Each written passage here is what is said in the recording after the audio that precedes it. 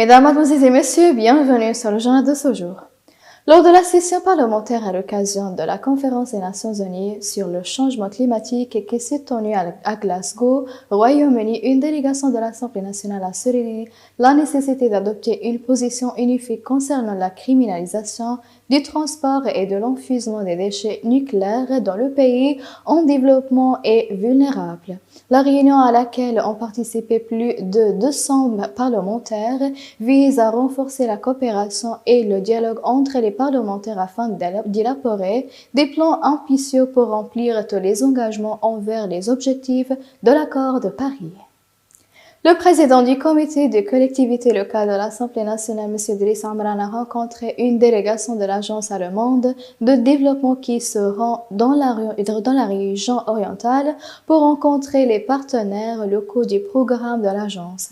À son tour, l'équipe de l'Agence allemande a fait une exposé générale sur le programme de l'agence, notamment en matière de gestion des déchets, et a répondu aux remarques du président du comité des collectivités locales.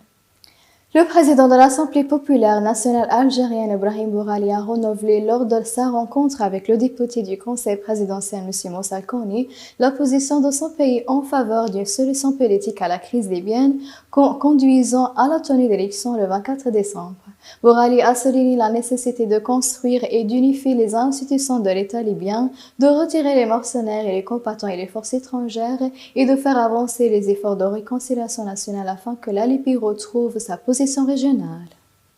Le Premier ministre, M. Abdelhamid El-Beiba, a rencontré les services concernés du ministre des Finances en présence du ministre Khaled Mabrouk et de son côté, le ministre des Finances a confirmé le déblocage des salaires de 85 000 salariés selon ce qui lui a été référé par le ministère de la fonction publique et elle a également confirmé l'inclusion des salaires et des enseignants selon la loi numéro 4 dans les salaires d'octobre afin que la prime de retraite de base en modifiant les salaires et des retraites.